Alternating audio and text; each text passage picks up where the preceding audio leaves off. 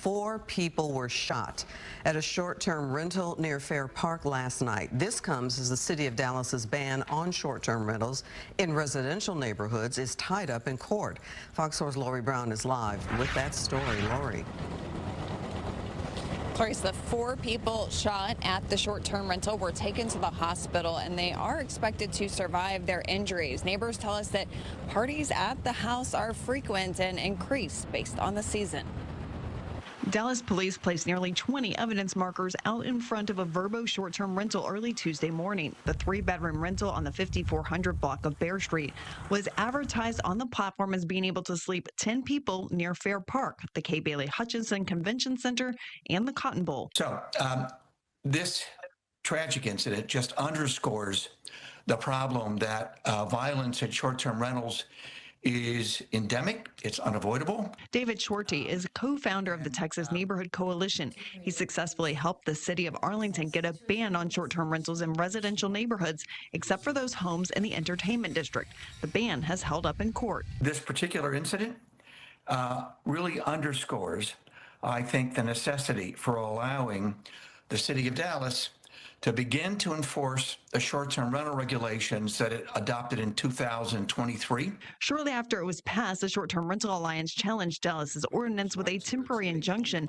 to keep the city from enforcing the ordinance until there is a trial to determine its merits.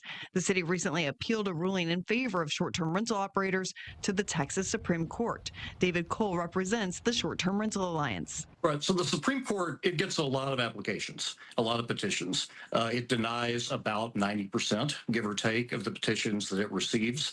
But the way its review process can begin, if it gets in a petition and it seems interesting to at least one justice, the court can request a response to that petition. Dallas City Council members have recently discussed that the World Cup will likely bring a big increase in short-term rentals in the city. In their petition, the city said we have the World Cup coming, but the Supreme Court moves on its own timetable. Its interest is in the jurisprudence of the state and not whatever might be coming down the pipeline the next few months. And so that's not really going to be a priority for them. Shorty is hoping the Supreme Court does make it a priority. I also stress that this sort of violent behavior is really just the tip of the iceberg when it comes to a threat to neighborhoods.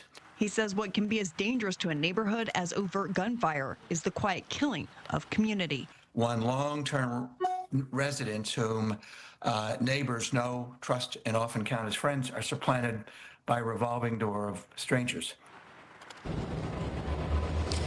We reached out to VRBO for a response to the quadruple shooting at its listing. The platform took the listing down but did not respond to my request for comment. The Texas Neighborhood Coalition has tracked 543 shootings at short-term rentals across the state since it started tracking them in May of 2019.